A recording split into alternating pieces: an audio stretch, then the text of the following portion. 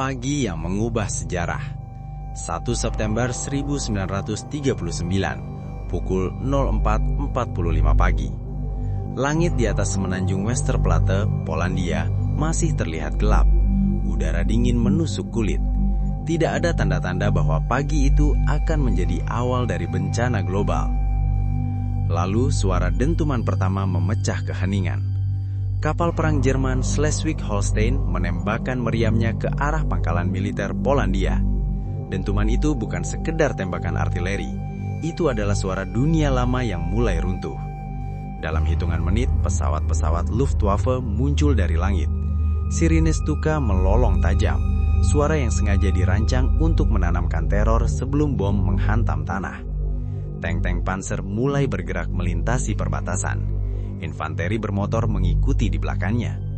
Tidak ada peringatan panjang, tidak ada negosiasi dramatis, tidak ada waktu untuk bersiap. Dalam hitungan minggu, Polandia runtuh. Dalam hitungan bulan, Prancis jatuh. Dalam waktu singkat, hampir seluruh Eropa berada di bawah bayang-bayang satu kekuatan. Strategi itu disebut Blitzkrieg, yang berarti perang kilat. Dan dunia tidak pernah benar-benar siap menghadapinya.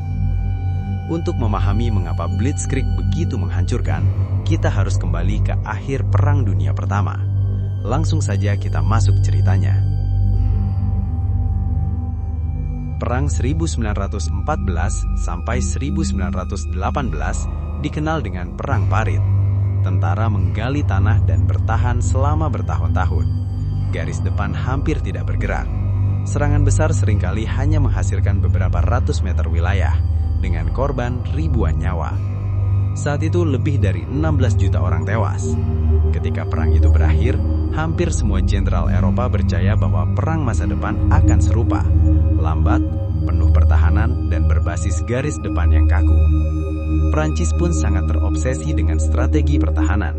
Mereka membangun garis Maginot, sistem benteng beton, bunker bawah tanah, jalur kereta militer, dan meriam besar yang memanjang sepanjang perbatasan. Biaya yang digunakan sangat mahal, teknologinya sangat canggih, dan dengan keyakinan yang sangat besar. Garis Maginot dianggap mustahil ditembus. Namun ada satu masalah besar. Ia dibangun berdasarkan pola pikir perang lama. Sementara itu di Jerman, rasa sakit akibat perjanjian Versailles melahirkan sesuatu yang berbeda. Setelah 1919, Jerman dipermalukan. Mereka kehilangan wilayah, dipaksa membayar reparasi besar, dan dibatasi hanya memiliki 100.000 tentara tanpa tank atau angkatan udara. Namun pembatasan ini justru memaksa militer Jerman berpikir lebih dalam. Karena mereka kecil, mereka harus cerdas. Karena mereka lemah, mereka harus kreatif. Disinilah muncul pemikir militer seperti Hans von Seeckt, kepala Reichswehr, yang menekankan mobilitas dan fleksibilitas. Heinz Guderian, pengagas utama penggunaan tank sebagai ujung tombak. Erich von Manstein, otak strategi manuver berani. Dan Erwin Rommel, komandan lapangan yang ahli dalam perang cepat dan improvisasi. Guderian sangat terpengaruh oleh teori perwira Inggris seperti G.F.C. Fuller dan Basil Liddell-Hart yang juga memikirkan perang mekanis cepat. Dan Jerman pun benar-benar menerapkannya. Blitzkrieg bukan doktrin resmi dengan satu buku aturan baku. Ia adalah kombinasi dari prinsip konsentrasi kekuatan di satu titik, serangan mendadak, koordinasi darat dan udara, pergerakan cepat sebelum musuh sempat menyesuaikan, dan eksploitasi terobosan tanpa henti. Ada satu elemen penting, yaitu radio komunikasi di setiap unit panzer.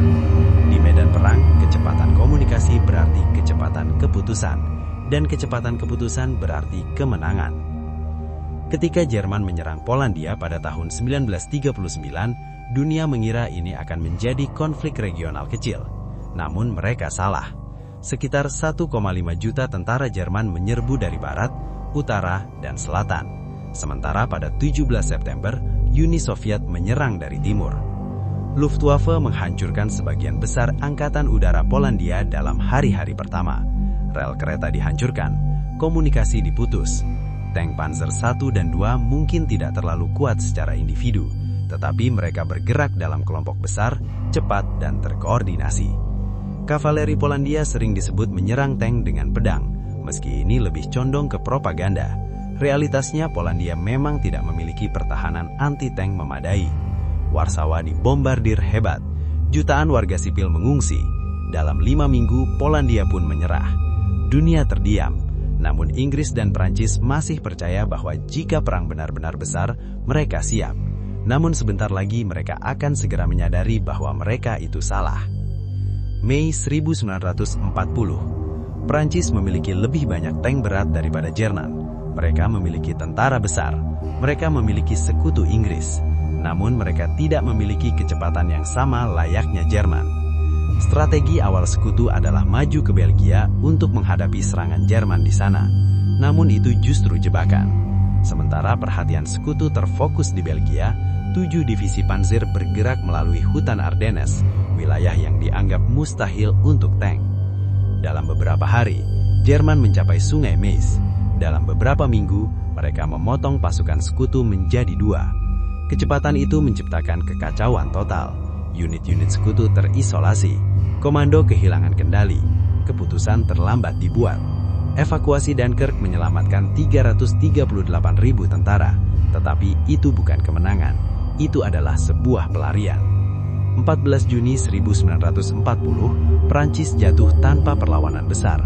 22 Juni 1940, Prancis menyerah di gerbong kereta yang sama, tempat Jerman menyerah pada 1918, simbol balas dendam sejarah. Eropa Barat runtuh dalam 6 minggu, dan Blitzkrieg mencapai puncak kejayaannya.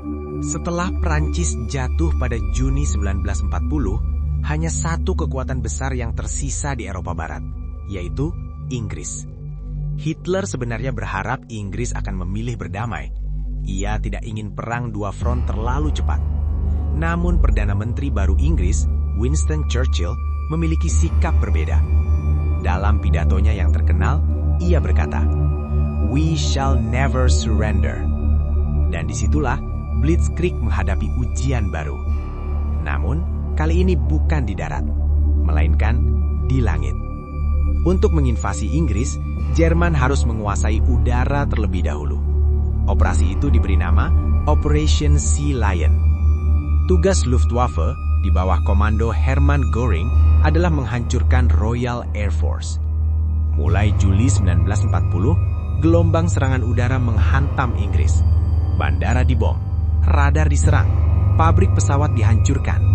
Pesawat Ju-87 Stuka kembali melolong dari langit. Namun berbeda dengan di Prancis, Inggris memiliki sistem pertahanan udara yang jauh lebih maju.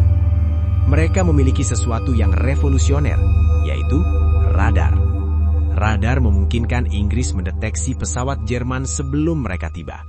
Pesawat tempur Spitfire dan Hurricane bisa dikerahkan tepat waktu.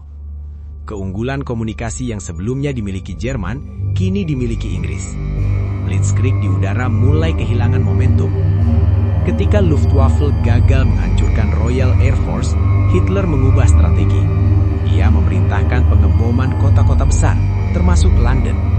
Serangan malam hari secara besar-besaran ini dikenal sebagai The Blitz, yang dilakukan mulai dari September 1940 hingga Mei 1941. Sekitar 43.000 warga sipil Inggris tewas. Ratusan ribu rumah hancur. London terbakar selama 57 malam berturut-turut. Namun, yang tidak hancur adalah moral rakyat Inggris. Alih-alih mereka menyerah, rakyat Inggris malah semakin bersatu. Dan untuk pertama kalinya sejak 1939, Blitzkrieg benar-benar gagal mencapai tujuannya. Operation Sea Lion dibatalkan. Jerman tidak pernah berhasil menginvasi Inggris, dan Kirat untuk pertama kalinya tidak bisa menyambar. 22 Juni 1941. Jika invasi Polandia adalah badai dan Prancis adalah petir besar, maka Barbarossa adalah gemuruh yang mengguncang bumi. Lebih dari 3 juta tentara, 600.000 kendaraan bermotor, 3.500 tank dan 2.700 pesawat bergerak ke timur. Itu adalah invasi darat terbesar dalam sejarah manusia. Hitler yakin bahwa Uni Soviet akan runtuh dalam beberapa bulan. Ia menyebutnya sebagai pintu yang cukup ditendang sekali. Pada minggu-minggu pertama, ia tampak benar. Ratusan ribu tentara Soviet terkepung dalam kantong raksasa di Minsk dan Smolensk. Dalam pertempuran Kiev, sekitar 600.000 tentara Soviet ditangkap, dan tragedi tersebut merupakan salah satu pengepungan terbesar sepanjang sejarah. Panzer pun mulai bergerak cepat. Desa demi desa jatuh, namun ada dua hal yang tidak diperhitungkan dengan benar: luasnya Rusia dan kemampuan Soviet untuk bangkit. Semakin jauh Jerman masuk ke Rusia, semakin panjang jalur suplai mereka. Bahan bakar menipis, suku cadang sulit dikirim. Rel kereta Soviet memiliki lebar berbeda-beda, sehingga harus diubah sebelum digunakan oleh Jerman. Lalu musim gugur datang. Hujan membuat jalan berubah menjadi lautan mudung, dan periode ini dikenal sebagai Rasputitsa. Tank-tank terjebak, truk berhenti, kecepatan menghilang. Dan ketika musim dingin tiba, suhu turun hingga minus 30 derajat Celcius. Seragam musim dingin Jerman juga belum siap. Dan akhirnya tentara Soviet yang dipimpin Jenderal Georgi Zhukov melancarkan serangan balik di depan Moskow pada Desember 1941. Untuk pertama kalinya sejak 1939, tentara Jerman mundur dengan skala besar. Blitzkrieg pun mulai kehilangan nafasnya. Jika Barbarossa adalah awal dari akhir, maka Stalingrad adalah titik patahnya. Pada Agustus 1942, Hitler mengalihkan fokus ke selatan Rusia untuk merebut ladang minyak Kaukasus. Kota Stalingrad menjadi target simbolis sekaligus strategis. Luftwaffe membombardir kota hingga menjadi tumpukan puing-puing bangunan. Namun puing-puing itu justru menguntungkan bagi Soviet. Pertempuran berubah menjadi perang jarak dekat dengan brutal. Para tentara menyebutnya Rattenkrieg atau perang tikus. Setiap gedung diperebutkan, setiap tangga berdarah, setiap ruangan menjadi medan pertempuran. Sniper Soviet seperti Vasily Zaitsev menjadi legenda dalam perang kota ini. November 1942, Soviet melancarkan Operasi Uranus. Alih-alih menyerang pusat pasukan Jerman, mereka menyerang sisi-sisinya yang dijaga tentara Rumania dan Italia yang lebih lemah.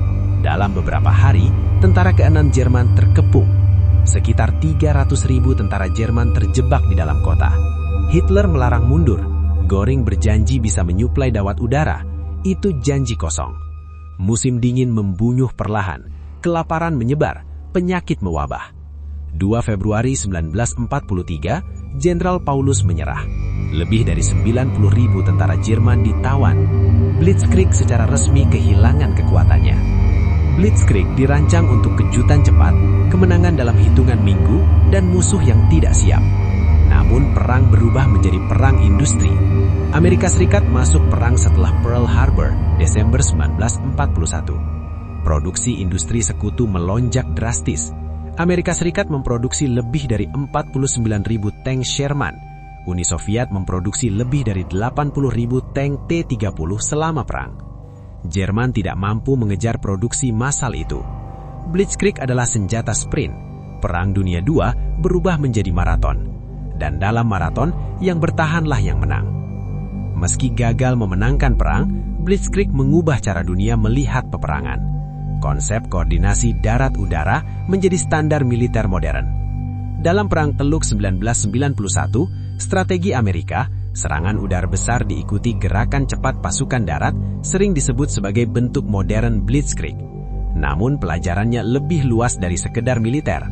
Di dunia bisnis, perusahaan baru bisa mengguncangkan raksasa lama dalam waktu singkat. Di dunia teknologi, inovasi bisa membuat sistem lama usang dalam hitungan beberapa tahun. Di dunia informasi, berita menyebar dalam hitungan detik. Kita hidup di era perang kilat versi modern. Namun sejarah mengingatkan kita, kecepatan tanpa keberlanjutan adalah rapuh. Blitzkrieg pernah membuat dunia gemetar. Dalam waktu kurang dari 1 tahun, Polandia jatuh, Belanda runtuh, Belgia menyerah, Prancis tumbang. Itu adalah periode ketika dunia terasa berubah setiap minggu. Namun pada akhirnya, kecepatan tidak cukup. Ketahanan, logistik, produksi dan waktu, itulah yang menentukan akhir perang. Blitzkrieg adalah simbol inovasi berani, sekaligus peringatan tentang ambisi yang melampaui batas. Karena dalam sejarah, bukan hanya mereka yang menyambar cepat yang diingat, tetapi mereka yang mampu bertahan setelah badai berlalu.